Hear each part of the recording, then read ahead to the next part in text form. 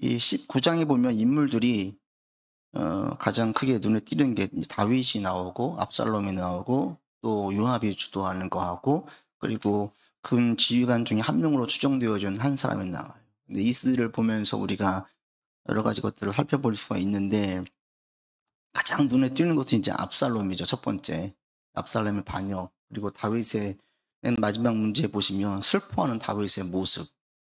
이 아버지의 마음, 부정의 마음과 또 신앙적인 모습이 함께 오버랩 되어지면서 나와진 다윗의 그 반응을 볼 수가 있어요. 먼저 그 아들 압살롬에 대해서 다시 한번 우리가 연속 한 3주째 계속 얘기를 하고 있는데 압살롬은 왕으로서의 모든 자질을 다 가지고 있었지요. 한 가지 교만한 것. 그 교만이 그로 하여금 넘어지게 만들었고 패망하게 만들었던 거죠. 교만이 왜 나와요? 여호와를 경외함이 겸손하게 만들거든요. 지혜의 근본인데 여호와를 경외하지 않았던 거죠. 사실은. 여호와를 온전히 경외하면 겸손할 수밖에 없지요. 여호와를 경외하는데 교만할 수가 없습니다. 왜냐하면 여호와가 얼마나 크신지를 계속 실감하기 때문에 그 앞에서는 내가 너무 초라한 존재가 되는 거예요. 하나님의 전능하심 앞에서 알게 되어지면 내가 아무리 뛰어나도 내 능력이 얼마나 연약한지를 비교하게 되어지니 하나님 앞에 바로 선 자들은 늘 겸손을 유지할 수 있어요. 그리고 모든 상황들이 내 뜻대로 안 되어지는 인생을 알게 되어지면 더욱더 겸손하게 되어져요. 그런데 세상에 힘 있는 자들, 능력이 출중한 자들, 그들은 여호와를 경외하기가 어렵죠. 그들 가운데 여호와를 경외하는 자들은 정말 겸손한 자들이고 과거에 죽을 뻔했던 경험이 있는 자들이에요. 대부분 그래요. 아주 힘든 경험들, 자신이 얼마나 무능력한지, 얼마나 힘이 없는지 이걸 아주 절감한 사람들은 잘 되고 나서도 겸손을 유지해요. 그런데 늘 승승장구한 사람, 부족한 게 하나도 없었어요. 늘 자기가 원하는 건 다 했어요. 세상에서 제일 쉬운 게 공부였어요. 남들은 막 고생하는데 자기는 조금만 공부하면 그냥 잘 나와요. 그런 사람이 있어요. 재수 없다 할지 모르겠지만 자기는 그런다고 하면서 실제로도 성적이 그렇게 나왔었어요. 그런 사람들이 있어요. 이 압살롬이 그런 류 중에 한 명이었던 거죠.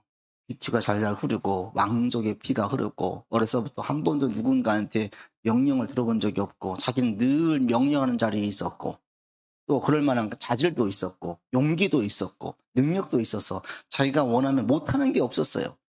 지금 오기까지 다윗을 대적하기까지 압살롬은 못하는 게 하나도 없었어요. 다 했어요. 자기가 원하는 대로 다 됐어요. 결국에. 그게 이 압살롬이에요. 근데 그게 결국에 어떻게 돼요?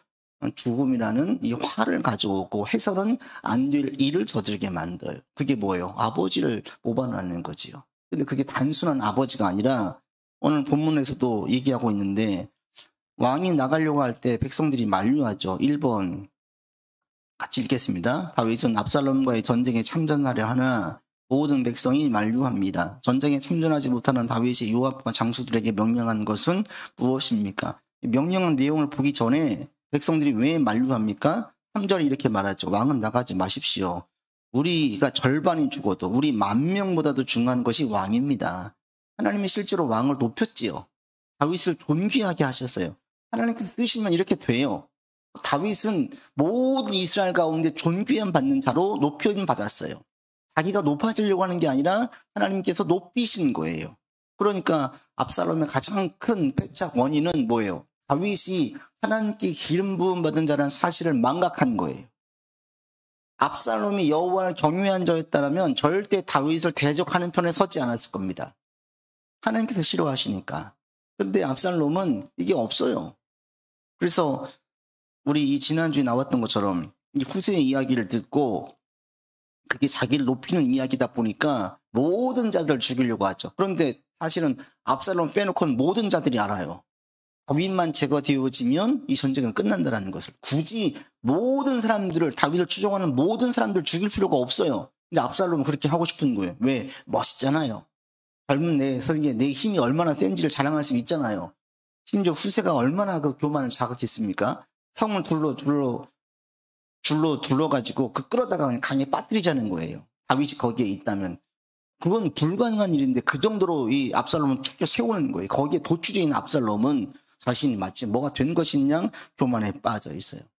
거기에 반대로 본문의 다윗이 이제 노년기예요. 힘이 없어요. 실질적으로 전쟁에 나가면 힘을 쓸 수가 없어요. 그럼에도 불구하고 하나님께서 이와 함께 하니까 전쟁에 승리하게 되는 거예요. 그래서 다윗이 한 가지 부탁을 하죠. 제발 압살롬을 너그러이 대해라 라고 얘기해요. 그리고 전쟁이 벌어집니다. 2번 같이 봅니다. 다윗과 압살롬 간의 전쟁은 다윗의 승리로 끝납니다. 2만 명가량의 전사자가 발생한 전쟁에서 칼보다 다른 이유로 죽은 이가 더 많다고 합니다. 다른 이유는 무엇입니까? 본문에 보시면 7절 같이 읽겠습니다. 7절 8절 거기서 이스라엘 백성이 다윗의 부하들에게 패하매 그날 그곳에서 전사자가 많아 2만 명이 이르렀고 그 땅에서 사면으로 퍼져 싸웠으므로 그날의 수풀에서 죽은 자가 칼에 죽은 자보다 많았더라. 이 수풀이 뭘까? 그 지형을 얘기해요. 여러 조석책의 근거에 보면 공통적으로 이야기하는 게 이 요단 동편의 에브라임 수풀을 얘기하는데 이곳은 협곡이 가파르고 벼랑도 있고 늪이 많아가지고 이게 빠져 죽기 그리고 험한 지형 때문에 실족해서 죽는 경우가 많다라는 거예요. 이런 가운데에 압살롬에 있는 자들이 거기에서 많이 불리함 가운데 그 지형 가운데 빠져 죽었다라는 거예요. 그래서 싸움에서 죽는 사람들보다 그런 지형에 의해 가지고 떨어져 죽는 사람들이 더 많았다라는 거죠. 하나님께서 상황 가운데 함께 해주시면 이런 지형들은 다 쓰시는 거예요. 여호수아 시대에도 이스라엘 대적했던 그 자를 대할 때에 우박에 죽은 자가 칼에 죽은 자보다 더 많았어요. 상황도 쓰세요. 여러분 때로는 기도할 때에 하나님께서 나의 상황을 어떻게 만들어 가시는지도 보셔야 돼요. 이게 지혜가 필요해요. 상황만 보고 나가도 안 되지만 때로는 이 상황을 거슬러질 때도 있어요. 저는 그 바울을 생각할 때마다 종종 그러는데 선지자들 예언하자요. 바울에게 로마로 가지 마십시오. 당신 죽습니다. 그러니까 피해야 되잖아요. 안 죽으려면. 근데 다윗은 가요. 왜? 자기의 뜻은 로마까지 복음 증거하는 거다. 어떤 희생이 와도 거기에 순교한다 할지라도 자기가 죽을 것을 알고 있음에도 거기로 나아가는 거예요. 때로는 모험을 이겨내야 될, 어려움을 이겨내야 될 때도 있어요. 그런데 때로는 그 상황을 제대로 이해해서 하나님의 뜻을 헤아릴 때가 있어요. 여러분에게 이런 지혜가 있기를 바랍니다. 그러니까 지혜로운 사람들은 자기 생각이 갇혀 있지 않고 계속 기도하면서 자기 상황도 봐요. 주의도 살펴요. 그러면서 이것을 헤쳐나갈 것인가 아니면 피할 것인가 하나님의 뜻으로 이해할 것인가 연단으로 볼 것인가 이것은 정말 케이스 바이 케이스라 답이 없어요. 여러분들이 계속 시도하면서 영적인 그 예민함을 키워가셔야 돼요. 그거밖에 없어요. 이건 지금 내가 여러 번 경험해 보니까 이것은 하나님께서 지금 내게 연단하는 사인이야. 이것은 내가 지금 동기가 잘못된 동기여가지고 이건 내가 지금 힘든 부분들 내가 감내해야 돼. 하나님 지금 채찍이야. 내가 감내해야 돼. 또는 이것은 지금 유혹이기 때문에 피해야 돼. 이런 것들을 여러분들이 잘 분별하셔야 돼요. 그것들은 다른 방법이 없어요. 계속 삶에서 자꾸 적용해 보면서 내가 경험하는 거예요. 영적인 센서가 예민해져야 되는 거예요. 그런 것들은 누가 알려줄 수가 없는 거예요. 여러분 삶에서 이런 경험들이 자꾸 쌓이셔가지고 지금 주님께서 기도하게 하실 때인지 오늘 제가 아침에 그 때에 대한 거 보냈잖아요. 내가 지금 말을 해야 될 때인지 침묵해야 될 때인지 생각을 해야 될 때인지 행동을 해야 될 때인지 여러분들이 잘 분별하면서 나가실 수 있기를 바랍니다. 하나님께서 다 상황 가운데 역사하시는 거예요. 전쟁에 보면 하나님의 손길은 드러나지 않았죠. 그러나 이 보이지 않는 가운데 주님의 역사가 있는 거예요. 계속 성경은 이걸 얘기하고 있죠. 그래서 전쟁에 패했습니다. 압살롬의 군대가 패했어요. 좀 더 많았음에도 불구하고 전쟁에서는 패했어요. 분위기가 확 역전됐습니다. 3번 같이 봅시다.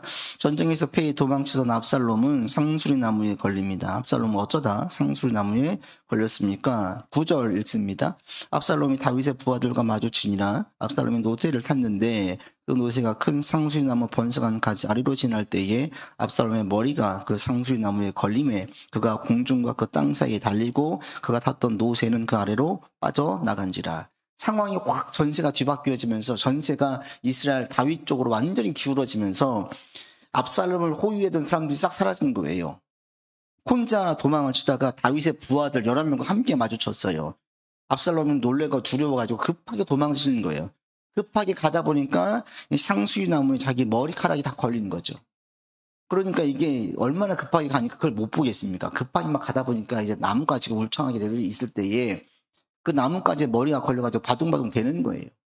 이게 상당히 높았을 거고 당시 노새는 왕과 왕족들이 주로 탔던 왕의 신분을 나타내는 겁니다. 노새는 귀한 거였어요. 말보다 훨씬 비쌌습니다. 그 당시에는 노새가 이스라엘 지형에서 아주 유리한 좋은 동물이었어요. 왜냐하면 험한 지형이 많았기 때문에 험한 지형은 말보다 노새가 훨씬 잘 올라갔어요. 그리고 그 아주 환경적으로 어려운 환경 가운데 노새가 말보다 훨씬 강했어요. 잘 버텨요. 그래서 노새는 그 당시 말보다 훨씬 비쌌고 이것은 왕족들, 왕의 신분을 나타내는 거예요. 그러니까 왕의 신분을 나타내는 노새가 사고 막 가다가 아이러니하게도 자기에게 가장 큰 자랑거리가 된 이 머리카락. 머리가 풍성하다는 것은 왕으로 심지어 그 보면요. 압살롬 헤어스타일이 있어요. 압살롬. 그게 사자머리 같은. 보니까 있더라고요, 실제로. 이렇게 머리가 사자같이 길게 여자들이 길게 펌해가지고 길게 늘어뜨리는 게 압살롬 머리예요. 머리카락이 풍성한 거예요. 근데 그게 사람들이 볼 때는 높이게 만드는 상징이었는데 이게 그의 자기를 자랑하게 만드는 교만거리였죠. 자랑거리였는데 도리어 그것들이 자기를 위험하게 만든 거예요. 그래서 이 자랑하는 것들이 오히려 자기를 교만하게 만들고 오히려 그것을 자랑거리가 자기를 곤경에 빠뜨리게 만들 수 있어요. 우리에게 강점이라고 말하는 것들, 남이 볼 때 칭찬하는 것들이 우리를 때로는 교만하게 만들고 독이 될 수 있어요.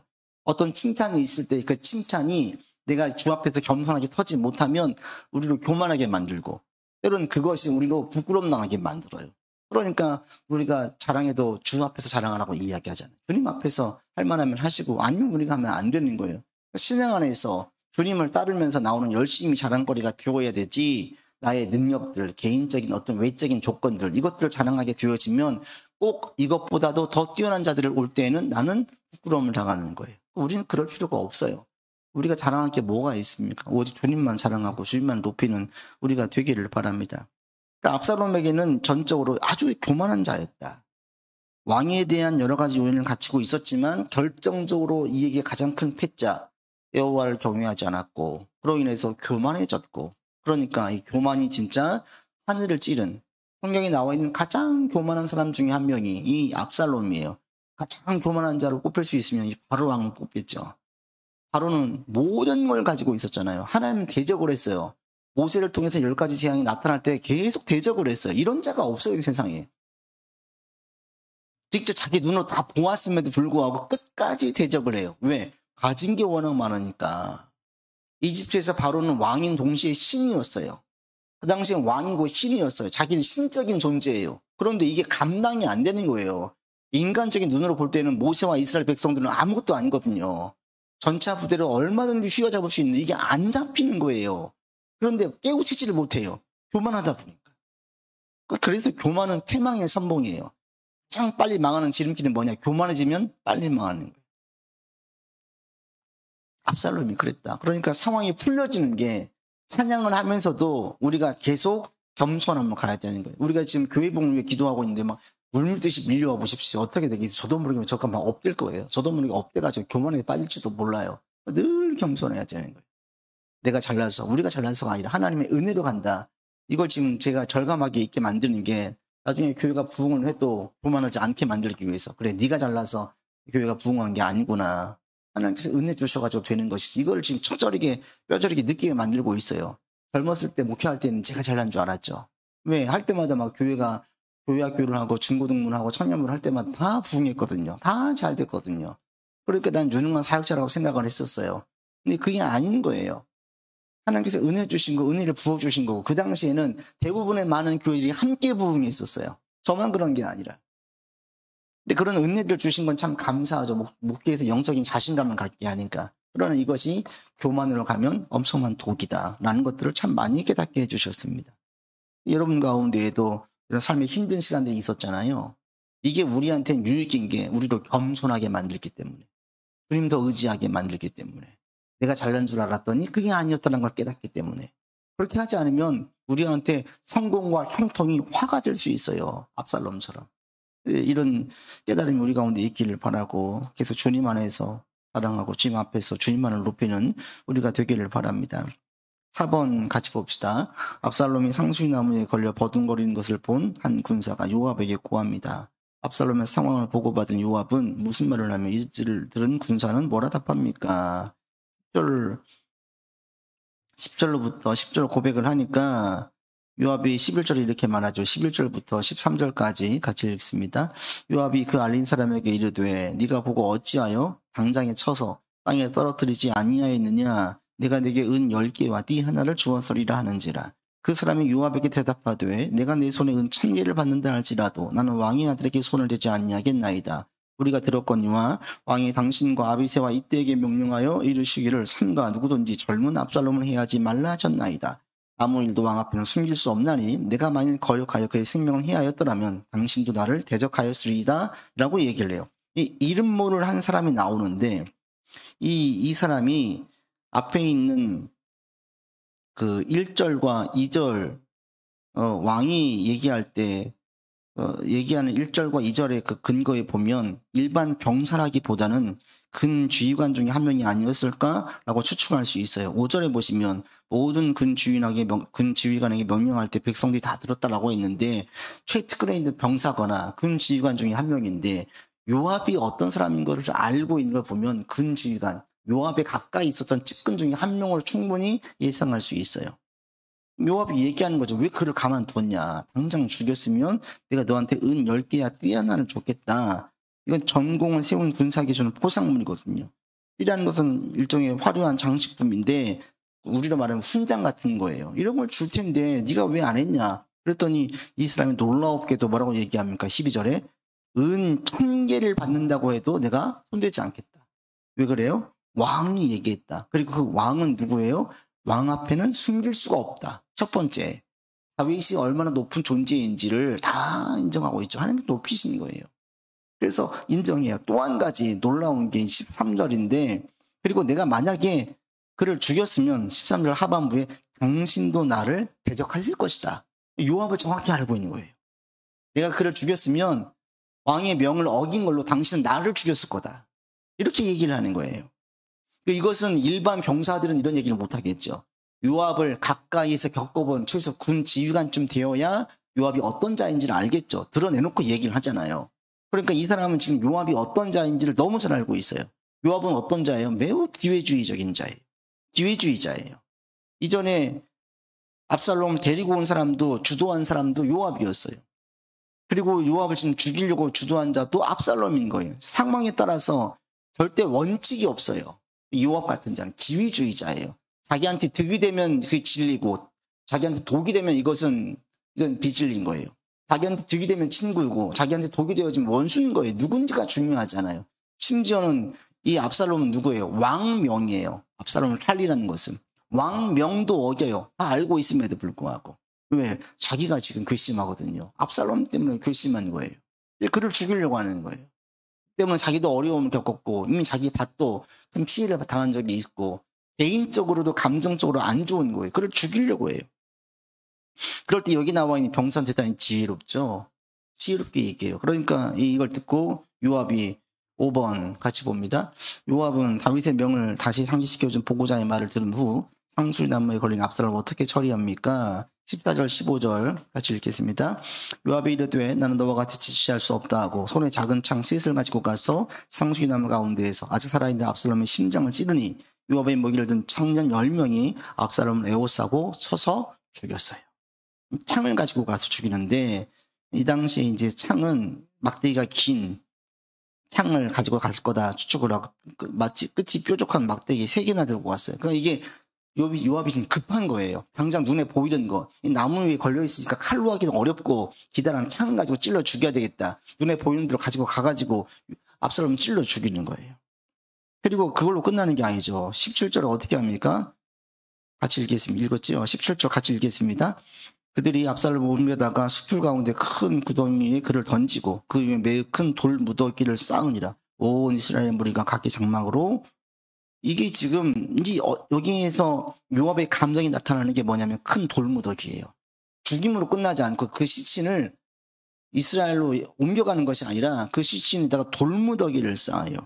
이 돌무더기는요, 이전에 아간의 그 불순종이나 아이왕처럼 반역자들 나타낸 돌무덤을 쌓아가지고 죽이는 거예요. 그러니까 이 무덤은 수치스러운 무덤이지 존경만한 무덤이 아닌 거예요. 압살롬이 죽음에 대해서 압살롬은 수치당한 자로 죽음을 당하게 만들지 왕이 너그럽게 대하라고 이야기했는데 그를 귀하게 사울 왕처럼 그의 시신을 옮겨다가 왕족의 장례식을 치르는 것이 아니라 반역자로서 치르는 거예요. 이것은 자기 개인적인 감정이 아주 들어가 있어요. 그냥 죽임으로 끝나고 그냥 가도 돼요. 그런데 요압은 그렇게 하지 않아요. 그를 어떻게든지 자기 감정이 다 담겨져 있는 보복을 하는 거예요. 그래서 요압이 어떤 자인지를 분명하게 알 수 있어요. 그리고 더 무서운 게 이제 보면 이 압살롬의 죽음에 대해서 다윗이 어떤 반응을 보일지를 요압은 알고 있어요. 그래서 7번에 보시면 7번 같이 읽어보죠. 사독의 아들 아히마아스는 다윗에게 압살롬의 죽음을 자신이 알리도록 요압에게 요청합니다. 요압이 한 말은 무엇이며 대신 누구를 보냅니까? 19절 보십시오. 여호와께 구하겠습니다. 그러니까 20절 읽습니다. 요압이 그에게 이르되 너는 오늘 소식을 전하는 자가 되지 말고 다른 날에 전할 것이니라. 왕의 아들이 죽었나니 네가 오늘 소식을 전하지 못하리라 하고 21절 구스 사람을 보냈어요. 이방 사람을 보내서 에디오피아 사람인데 왕의 노예였기 때문에 압살롬의 죽음을 부담 없이 알릴 수 있었어요. 그랬는데 보내고 나니까 아히마아스가 계속 또 간청을 해요. 하겠다고 하니까 22절에 같이 읽습니다. 사독의 아들 아히마아스가 다시 요압에게 이르되 청하건대 아무쪼록 내가 또한 구스 사람의 뒤를 따라 달려가게 하소서 하니 요압에 이르되 내 아들아 너는 왜 달려가려 하느냐 이 소식으로 말미암아서는 너가 상을 받지 못하리라 라고 얘기했어요. 알고 있는 거예요. 압살롬의 죽음으로 다윗이 슬퍼할 것을 요압은 알았어요. 그런데도 그냥 죽이고 아주 그의 죽음을 아주 부정적으로 그 명예를 아주 땅에 떨어뜨려 버리는 거예요.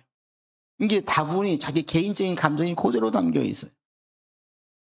그리고 8번 보시면 정말 가서 전하니까 맨 마지막에 다 들은 다음에 왕이 뭐라고 이야기하냐 33절 같이 읽겠습니다. 왕의 마음이 심히 아파 문 위쪽으로 올라가서 우니라. 그가 올라갈 때에 말하기를 내 아들 압살롬아 내 아들 압살롬아 차라리 내가 너를 대신하여 죽었다면 압살롬 내 아들아 이렇게 얘기를 했어요. 압살롬 때문에 힘들었는데 그의 죽음 앞에 한없이 슬퍼하잖아요. 이게 이제 제가 볼 때에는 부정의 마음, 아버지의 마음과 또 한 가지는 신앙에 근거할 때 자기를 스스로 자책하는 그 자책이 담겨있는 슬픔이에요. 이 모든 화의 시작이 뭐였어요? 다윗이 우리아의 아내 밧세바를 범하면서부터 시작되었어요. 성경은 그 출발을 여기서 나아가요. 암논이 범한 것도, 큰아들이 범한 것도, 다만을 범한 것도, 압살롬이 그를 죽인 것도, 이 모든 출발은 다윗이 밧세바를 범할 때부터 시작되어졌어요. 우리가 죄를 안 짓고는 살 수 없는데 선을 넘는 죄는 범하지 않아요. 선을 넘는. 이 다윗 같은 경우에 가정을 파탄냈잖아요. 살인을 했잖아요. 그로 인해 가지고 지난주에 말씀드렸던 한 모사꾼이었던 아히도벨도 밧세바의 그 조부일 거라고 추측을 했잖아. 다 연결되어지는 거예요. 다. 이 죄는 그냥 일반 죄가 아니라 매우 중죄이지 않습니까? 사람을 죽이고 가정을 파탄내고 여인을 빼앗아오고 성경 말씀 아주 크게 범한 거예요. 그러다 보니까 여기에 대해서 하나님 용서하셨지만 그래서 제가 볼 때는 죄에 대한 후유증이 있어요. 후유증. 큰 죄를 지으면 거기에 따르는 후유증이 있어요. 그러니까 할 수 있으면 우리가 죄를 범하지 않는 게 좋고 그리고 큰 죄일수록 특히 이제 어떤 사람이 큰 죄를 저질러요? 대부분 다 힘이 있는 자가 그래요. 힘이 없을 때는 큰 죄를 못 저질러요. 이게 큰 힘이 있을 때에 큰 죄를 저질러요. 그러니까 우리가 큰 자 되기를 바랄 게 아니라 그것을 감당할 수 있는 신앙적인 준비가 되어 있어야 이게 우리한테 유익이 되고 이게 영광을 돌리게 되지. 이게 나를 교만하게 만들고 거칠 것 없이 막 나아가게 만들면 이건 우리한테 독이 되는 거예요. 다윗도 이제 아주 크게 깨닫고 금식하면서까지 나아갔지만 이 일들을 겪으면서 제가 볼 때도 그래요. 다윗도 분명히 스스로에 대한 자책, 이건 나 때문이야. 이런 생각이 있었을 거라고. 그러면서 압살롬의 죽음에 대해서 매우 슬퍼하는 이 다윗의 모습을 볼 수 있어요. 그래서 우리가 할 수 있으면 큰 죄에 대해서는 멀리하자. 이건 아니다. 이런 것들을 우리가 철저하게 지키고 우리 식구들도 마찬가지고 우리 자녀들도 여호와의 말씀 안에서 살기를 바라고 나아가야 되지. 이 선을 벗어나지 않게 잘 우리가 신경을 써야 되겠다. 왜? 그렇지 않으면 우리 식구들 나중에 이 죄로 인해서 힘들어하거든요. 우리는 다 용서할 수 있잖아요. 우리 식구를. 그렇지만 그로 인한 어려움들은 우리가 똑같이 고생을 해야 되거든요. 그래서 슬퍼하는 다윗의 모습을 보게 되어져요. 그리고 6번 털지 않았는데 이 비석을 하나 보면 압살롬이 여전히 교만한 자인 걸 알 수가 있는데 18절 말씀 같이 읽고 마치겠습니다. 18절 압살롬이 살았을 때에 자기를 위하여 한 비석을 마련하여 세웠으니 이는 그가 자기 이름을 전할 아들이 내게 없다고 말하였음이더라. 그러므로 자기 이름을 기념하여 그 비석에 이름을 붙였으며 그 비석이 왕이 골짜기에 있고 이제까지 그것을 압살롬의 기념비라 일컫더라. 압살롬이 비석 하나 세웠어요. 보통 비석은 뭔가 기념할 만한 있을 때 세우잖아요. 그런데 아들을 셋이 있었는데 다 죽었어요. 그래서 아들이 한 명도 없어서 자기 이름을 이을 만한, 대를 이을 만한 자가 없으니까 자기 명예, 자기 이름을 알 일이 없으니까 변칙적인 방법으로 비석을 세운 거예요. 이 압살롬이 얼마나 자기 명예를 알리고 자기 이름을 알리고자 하는 욕망이 컸는지 알 수 있어요. 그럴만해요. 왜? 최고니까. 어제 그 트럼프 취임식 했잖아요. 그 막내 아들이 키가 190인가 되더라고. 2m인가 되더라고. 2m. 그 뉴욕에 있는 대학을 다니고 있고 제일 잘났어요. 벌써부터 4세대 앞으로 몇십 년 뒤에 대통령 감이라고 벌써부터 얘기하고 그의 인물, 이번 선거, 트럼프 대통령 선거 될 때에도 아주 여러 가지로 작용을 했대요. 신세대에게 접근할 수 있는. 보면서 어찌 보면 그건 그에게 있는 이런 뛰어난 많은 것들, 자질들 이런 걸 볼 때에는 압살롬 버금 가는 거예요. 그가 이제 여호와를 뭐 잘 섬기고 이런다면 그에 대한 그 판단이 아니라 보여지고 있는 키도 크지요, 인물도 펀치나죠, 머리도 똑똑하지요, 배경도 탄탄하죠. 이 압살롬 버금 가는 압살롬이 그런 자였다라는 거예요. 그러할 때 워낙 명예욕이 압살롬 강했던 거예요. 그게 이제 자기로 교만하게 만들고 넘어지게 만들었다. 그래서 오늘 본문을 보게 되어지면 크게 눈에 띄는 게 요압의 모습. 그렇게 자기 감정을 위해서 공의는 없고요, 대의는 없고요, 왕의 가슴 후벼 파요. 그냥 살려서 데리고 와도 됐을 뻔한데 안 그래요. 그냥 죽이면 놔둬도 되는데 안 그래요. 돌무덤을 쌓아가지고 아주 그냥 그의 명예를 땅에 떨어뜨려요. 자기 개인적인 감정 때문에 그러는 거예요. 이런 요압 같은 자를 옆에 안 두면 좋은데 처음부터 함께했던 이 다윗은 이걸 못 내치는 거예요. 결국 요압의 끝이 안 좋잖아요. 결국은 대적을 해요. 그런가 하면 다윗의 그 슬퍼하는 모습, 압살롬의 참 너무나 안타깝게 그 죽는, 처참하게 죽는 모습, 이런 것들을 보면서 영적인 교훈을 얻고 우리가 더욱더 깨어있는 자 되기를 바랍니다. 그리고 더욱더 겸손함으로 주님 말씀을 따르는 우리의 삶이기를 원합니다. 기도합시다. 아버지 하나님, 압살롬의 죽음 앞에 다윗을 슬퍼하고 요압은 더 잔인할 정도로 그를 죽입니다. 이 세상에 정말 다양한 사람들이 있습니다. 하나님, 우리가 신앙의 길을 잘 따르게 도와주시고 시대를 잘 분별하고 사람들을 잘 분별하여 아버지 앞에서 주님의 뜻을 위해서 힘을 쓰는 우리 되게 하여 주시옵소서. 하나님, 우리의 모든 상황을 아시는 주님 의지하며 나아갑니다. 겸손으로 허리를 동여매고 주님의 뜻을 구하면서 주님 안에 있기를 원합니다. 아버지 안에서 열매를 맺어가게 도와주시고 견고해지는 우리의 삶과 가정들에게 다시 역사하여 주시옵소서. 이제는 우리 구주 예수 그리스도의 은혜와 한이 없으신 하나님의 사랑하심과 성령의 교통하심과 교제하심이 여호와를 경외하고 겸손으로 허리를 동여매며 주님 안에서만 살기를 고백하는 주의 백성들 위에 모든 삶과 가정 위에 이제로부터 영원토록 함께 계시기를 간절히 축원하옵나이다. 아멘.